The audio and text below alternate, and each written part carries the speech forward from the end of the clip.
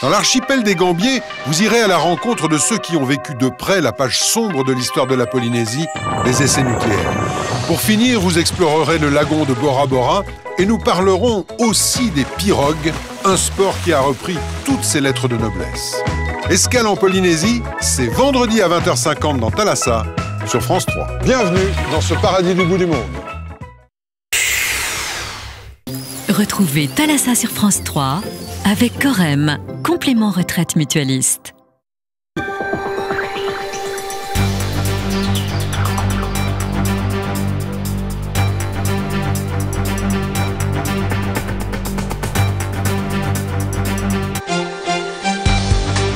Bonjour, voici les titres de l'édition des régions. Parmi les titres développés dans le Midi Pile, de la bêtise à la violence. Le football ne retrouvera pas ses lettres de noblesse à Monteux. Les supporters de l'équipe amateur de la commune du Var ont mené une expédition punitive contre l'équipe d'Alten-les-Palus qui venait d'accueillir Monteux pour une demi-finale de coupe. Un tableau du déshonneur. Ils ont jeté toutes les poubelles, ils ont renversé nos tables, cassé des bouteilles, ils ont cassé les vitres de notre local, là-bas que vous voyez. Ils ont commencé à menacer des enfants, pas les enfants, mais les femmes, des joueurs, avec des bouteilles cassées qui tenaient dans la main. Nos joueurs ont été agressés par des barres de fer qu'ils ont dérobées de la pelouse, des barres de bois qu'ils avaient je ne sais pas d'où. Ça a été violent. Au suivant, chantait Jacques Brel. On restructure dans l'armée, ainsi en a décidé le gouvernement. Une orientation qui inquiète à Cherbourg où 2400 emplois sont liés à la marine française. 2 écoles militaires se trouvent aussi dans le Nord-Cotentin. Plus au sud, à La Rochelle, même inquiétude. Une manifestation a été organisée pour défendre les emplois au sein du service de pension des armées qui se trouve ici. Si vous êtes en arrêt maladie, c'est que vous êtes malade. Et c'est chez vous que vous êtes le mieux pour vous reposer. Petit rappel des règles de bonne conduite en Saône-et-Loire. La Caisse départementale d'assurance maladie a constaté une multiplication des arrêts maladie, plus 7% sur un an. Elle n'a pas encore identifié les raisons de cette hausse, mais préfère prévenir que guérir. Une campagne d'information est donc diffusée sur les ondes. Une petite dépense pour éviter de parler gros sous. Enfin, destination Poitiers pour ouvrir une fenêtre sur l'île de la Réunion. Nous rencontrerons des artistes en résidence qui mêlent dans leurs chansons la musique traditionnelle au jazz. Peuple sans culture.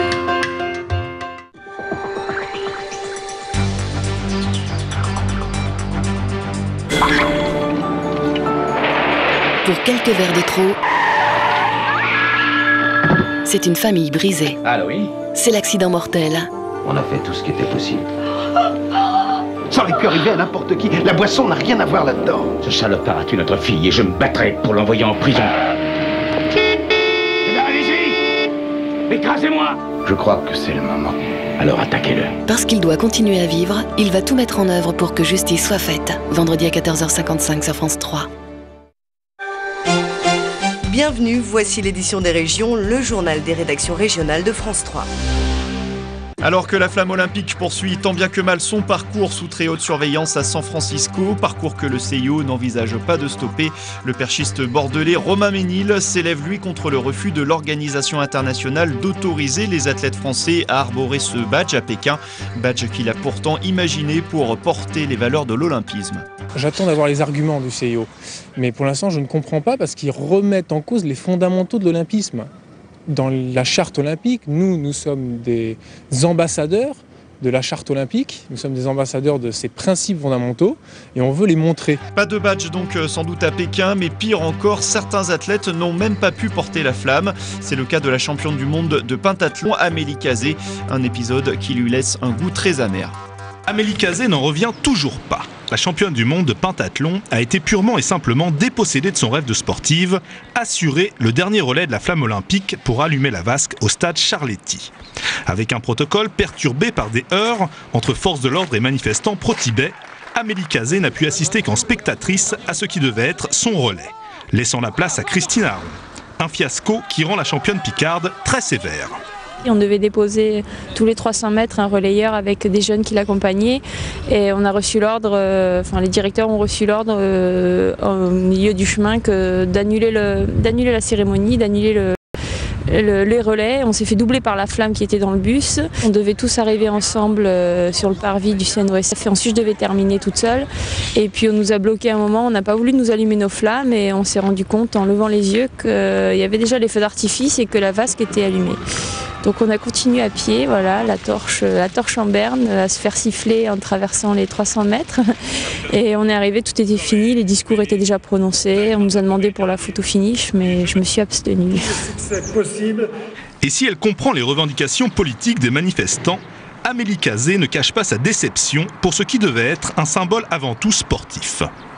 On n'a rien demandé, nous on fait un peu notre job, on n'est pas forcément, on n'est pas du tout favorable à ce qui se passe au Tibet, mais on s'est déjà positionné par rapport à ça et c'était pas, on a pris pour les raisons politiques, et donc on a essuyé les plâtres quoi. C'est vrai que peut-être que le nombre de forces de l'ordre, les décisions chinoises forcément n'ont pas plu au public et je leur empêche pas le droit de manifester, on est en démocratie. Ils ont gâché une fête, certes, mais qu'est-ce qu'ils feront après derrière? Si c'est juste pour ouvrir la bouche là aujourd'hui et avoir gâché une fête, oui, c'est réussi, mais j'espère qu'ils ne s'arrêteront pas là. En attendant, Amélie Cazet continue sa préparation aux Jeux Olympiques à l'INSEP, l'Institut National des Sports, avec un seul objectif, conserver sa flamme de championne. Les supporters de football seraient-ils en train de perdre la boule? Une rencontre entre deux clubs amateurs dans le Vaucluse a viré à l'affrontement. Mais l'histoire ne s'arrête pas là. Les vainqueurs ont assisté à un déchaînement incroyable de violence. Si la première altercation s'est déroulée aux abords du stade Hilaire, juste après la défaite de l'Olympique de Monteux qui recevait, la deuxième altercation s'est transformée en véritable expédition punitive. Des supporters mécontents se sont rendus dans la commune voisine Altin-les-Palus qui fêtait la victoire. Ils ont jeté toutes les poubelles, ils ont renversé nos tables, cassé des bouteilles, ils ont cassé les vitres de notre local, là-bas, que vous voyez. Ils ont commencé à menacer des enfants, pas les enfants, mais les femmes, des joueurs, avec des bouteilles cassées qui tenaient dans la main. Nos joueurs ont été agressés par des barres de fer qu'ils ont dérobées de la pelouse, des barres de bois qu'ils avaient, je ne sais pas d'où. Ça a été violent. Il a fallu évacuer les lieux. Un joueur, donc, et un parent, a arraché une grille en vitesse là-bas derrière pour faire sauter les petits et les femmes, parce que même des femmes ont pris des gros galets sur la tête. Les dirigeants ont porté plainte, tout comme la ville qui s'est constituée aussi partie civile. Dans les deux communes, on condamne cette violence. Je condamne vivement ce genre de pratique. Ça n'a rien à voir avec le sport. Mais bon, les jeunes étaient passionnés et dans l'échauffement, ils ne se sont pas maîtrisés. Et je n'excuse personne en disant ça, au contraire. L'enquête a été confiée à la gendarmerie d'Entraigues, mais c'est la première fois qu'une telle violence éclate dans ces deux communes situées entre Avignon et Carpentras. Reste que le foot est devenu un exutoire pour des pseudo-supporters, y compris chez les amateurs. De 35 à 42 000 suppressions de postes dans l'armée d'ici 2015. C'est la conséquence du plan de réorganisation des armées. Le ministre de la Défense, Hervé Morin, devrait dévoiler en juin les implantations qui seront supprimées ou restructurées. Les élus locaux montent au créneau, comme le député maire de Cherbourg. Son agglomération compte en effet près de 3 000 militaires et leurs familles. Cherbourg a déjà beaucoup donné. Et Cherbourg n'entend pas donner davantage, tant sont grandes les difficultés du bassin d'emploi, tant sont grandes les tensions au sein d'un certain nombre d'industries majeures pour l'avenir de Cherbourg. Même inquiétude à La Rochelle où les fonctionnaires du service de pension des armées sont descendus dans la rue. Le ministère de la Défense sera-t-il à l'origine du plus important plan de licenciement de cette décennie sur La Rochelle? La presse nationale se faisait l'écho ces derniers jours d'un audit qui vient d'être réalisé pour le gouvernement. La ville serait touchée par la procédure de révision générale des politiques publiques avec la fermeture de la sous-direction des pensions des armées. Elle compte 400 emplois, les salariés ont tenu à se mobiliser pour interpeller la population locale. Je pense que le problème de la carte judiciaire a été pour le gouvernement un bon essai.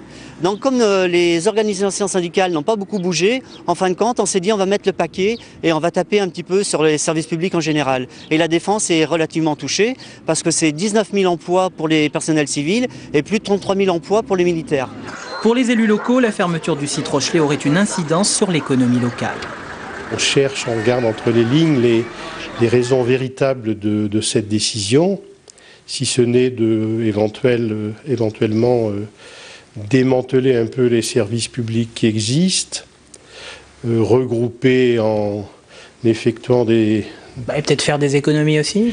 Oui, mais on peut, à l'ère de l'informatique, rationaliser un service public en le maintenant sur un territoire. Il a fait ses preuves, le personnel est compétent. Les élus locaux n'écartent pas non plus la volonté pour l'État de procéder à une sorte de spéculation immobilière en vendant un bien conséquent situé au cœur d'une ville où l'immobilier n'est pas bradé. Les pêcheurs cannois touchés de plein fouet par la hausse des prix du gasoil. Ils bénéficient pourtant du tarif détaxé réservé aux professionnels de la mer, ce qui ne les empêche pas de constater d'importantes différences de tarifs d'un port à l'autre, d'où leur grogne et un sentiment mêlé de frustration et d'inquiétude. Cannes, ce n'est pas seulement les strass et la croisette, c'est d'abord une ville de pêcheurs, et les pêcheurs, depuis quelques jours, sont mécontents. Motif de la grogne, la hausse du prix du gasoil détaxé à la station d'avitaillement cannoise. Les concessionnaires qui font le gasoil, ils disent que c'est la qualité, il y a le transport, il y a une vacation d'ouverture, bon, il y a des taxes supplémentaires.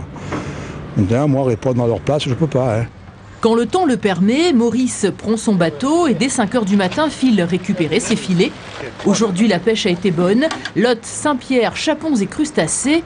Mais le problème, c'est que Maurice est pénalisé par le prix du gasoil de Cannes qui ne cesse de monter. Je n'ai pas un gros moteur, j'ai une petite mécanique. Bon, je consomme à peu près 150, 200 litres par mois quand je travaille. Ça vous revient combien le gasoil? Et là, il a augmenté énormément. Il est à 0,84 ou 85. Il y a une grande différence. Ça fait quand même presque 20 centimes de différence avec la dernière augmentation. À la station d'avitaillement de Cannes, comme à la CCI d'ailleurs, personne n'a souhaité nous répondre. La société Iris, qui gère les 3 stations portuaires de Cannes, Saint-Raphaël, Nice, est restée silencieuse. À Golfe-Juan, en revanche, qui affiche des tarifs allant jusqu'à 15 centimes d'euros de moins qu'à Cannes, une explication nous est fournie. C'est un concours de circonstances en fait. Je pense que ça vient un petit peu de nos livraisons. On a été livré il y a maintenant peut-être un peu plus de temps que Cannes. Je pense que si on devait être livré demain, on serait sensiblement au même prix. Ça fluctue, ça varie beaucoup? Ça varie beaucoup en ce moment, oui, tout à fait. On peut effectivement, en appelant notre pétrolier, se rendre compte que effectivement aujourd'hui on aurait quasiment 12 centimes d'écart. Les professionnels de la mer n'ont pas fini de trinquer. On est loin des 30 centimes du litre annoncés en novembre dernier aux marins pêcheurs bretons de Guilvinec. Cela reste un mystère pour la Caisse d'assurance maladie de Saône-et-Loire. Le département se distingue par un nombre d'arrêts maladie en constante augmentation. Un phénomène qui coûte très cher. Une campagne de sensibilisation a donc été lancée. Allô ma chérie, le médecin est passé? Oui, il m'a arrêté 3 jours. Super, je passe te prendre à 15 h. Ah non, je peux pas sortir. Oh, elle a peur d'un contrôle, je rêve. Mais non, il m'a arrêté parce que je suis malade. Vraiment malade. Si vous êtes en arrêt maladie, c'est que vous êtes malade. Et c'est chez vous que vous êtes le mieux pour vous reposer. Ce que vous venez d'entendre est un extrait de la nouvelle campagne d'information de la Caisse primaire d'assurance maladie de Saône-et-Loire. Diffusée sur les radios locales jusqu'au 11 avril, la CPAM n'a pas hésité à dépenser de l'argent pour informer les assurés et à terme réduire ses dépenses en arrêt maladie. Car la Bourgogne du Sud se retrouve en tête des départements français où les arrêts de travail explosent. Il n'y a aucune explication, qui ressort particulièrement. Tout au contraire, il y a en Saône-et-Loire davantage de personnes âgées, donc il n'y a aucune explication logique à ce phénomène, du moins qui est connu par la caisse primaire. Quotidiennement, cela coûte tout de même 1 910 €. Les dépenses donc se sont élevées à 64 411 000. Ça correspond donc à 64 appareils d'imagerie par résonance magnétique. Donc, comme vous savez, ce sont des équipements très importants et très onéreux. Le service médical de la CPAM n'en finit donc pas d'ouvrir des lettres d'arrêt maladie. Alors la campagne d'information se veut pédagogique et en appelle à une attitude citoyenne. L'arrêt de travail, au sens où l'assurance maladie l'entend, c'est un arrêt de travail qui fait partie du traitement d'une maladie, donc qui est une des composantes du traitement. Il faut bien qu'il ait une vertu thérapeutique.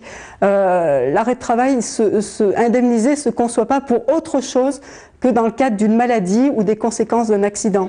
Tous les assurés vont également recevoir par courrier une plaquette d'information. Il faut maintenant attendre les prochains chiffres pour savoir si la communication est plus efficace que les contrôles.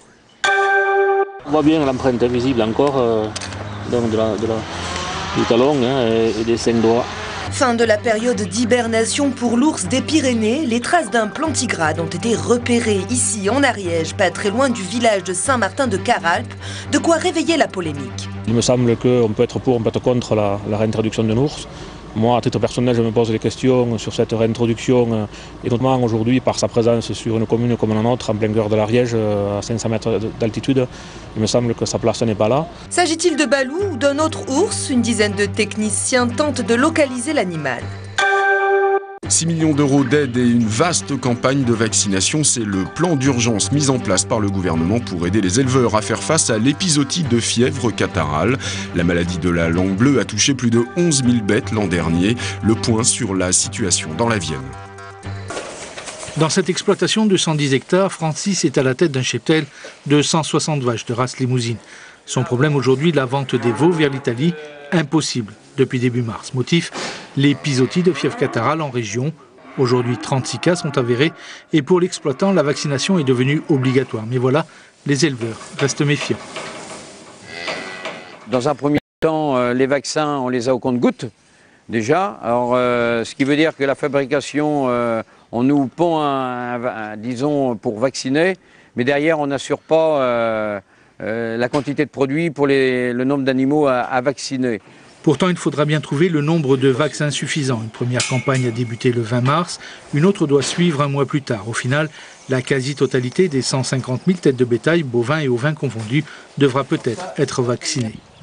Cette maladie, donc, qui, elle, vient d'Espagne, qui est restée cantonnée pendant de nombreux mois juste dans vraiment le sud, dans les Pyrénées et juste au-dessus, et qui, malheureusement, la semaine dernière, donc un cas a été avéré en Gironde, ce qui se traduit donc par la mise en place d'une zone réglementée autour de ce cas, donc dans la partie Charente-Maritime, ce qui va obliger en fait les éleveurs de cette région-là à vacciner à la fois contre la fièvre catarrhale, sérotype 8 venu du Nord, et celle issue d'Espagne, donc c'est le sérotype 1. Face à la gravité de la situation, le gouvernement a débloqué 6 millions d'euros d'aide aux éleveurs.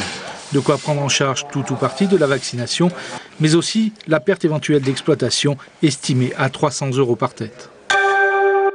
Les Français moins prudents au volant, c'est un sondage Sofres-AXA qui le révèle. Les automobilistes, bien que conscients des dangers de la route, sont toujours nombreux à adopter des comportements à risque, de petites infractions qui deviennent de mauvaises habitudes. Se griller un petit feu orange, se servir de son portable au volant ou conduire après un repas trop arrosé, la liste des infractions au code de la route n'en finit pas. Sur les 800 automobilistes sondés, les 3/4 admettent passer à l'orange, 50% roulent à 65 km/h en ville et oublient régulièrement leur clignotant. Autre exemple, 30% reconnaissent téléphoner en conduisant. Des griefs que les concernés ont plus ou moins du mal à assumer. Non, jamais. Je suis une excellente conductrice. Jamais. Non, je l'ai fait une fois ou deux, mais enfin bon, je ne vais pas le faire tous les jours non plus. Par exemple, une petite queue de poisson. Ah, ça vous arrive? Bien sûr, franchir une petite ligne blanche. Ce que précise ce sondage, c'est que les conducteurs semblent dans le même temps pleinement conscients des dangers qu'ils courent. Mais pour la sécurité routière, les Français continuent de minimiser l'impact des petites infractions. On constate une grande complaisance de la plupart des conducteurs par rapport aux petites infractions. Si tous s'accordent pour critiquer l'alcool au volant, les grands excès de vitesse qui d'ailleurs deviennent de plus en plus rares, beaucoup s'autorisent des complaisances avec la règle qui sont très souvent à l'origine de drames. L'une des pistes que pourrait adopter le gouvernement, un petit appareil placé dans sa voiture et qui indique en permanence la vitesse à ne pas dépasser, une solution préventive déjà appliquée en Suède. Alors que les explosions de gaz se multiplient sur les chantiers avec parfois des conséquences dramatiques comme ici à Niort en novembre dernier, un rapport d'enquête vient d'être rendu public par la sécurité civile, rapport qui pointe certaines entorses à la réglementation ainsi que le laxisme de certains professionnels du bâtiment qui ne s'informent pas du plan des canalisations. C'est plus de 50% des demandes de renseignements qui ne sont pas effectuées. Aujourd'hui, ça peut se produire effectivement qu'il n'y ait pas de demande d'intention de commencement de travaux ou qu'elle soit faite vraiment, on va dire, hors délai. Le ministère de l'Intérieur annoncera des mesures concrètes avant l'été. Le pont barrage de l'Europe à Vichy en piteux état. En mars dernier, une de ces 7 vannes a cédé, vidant la moitié de la retenue d'eau. Une chute brutale du niveau qui a entraîné l'affaissement d'une partie de la rive gauche de l'Allier. Ces vannes, ce barrage est arrivé au moment où il faut une vraie rénovation, c'est-à-dire qu'il faut remplacer les 7 vannes, ces 7 grandes vannes qu'il faut remplacer tout ensemble. Les travaux de rénovation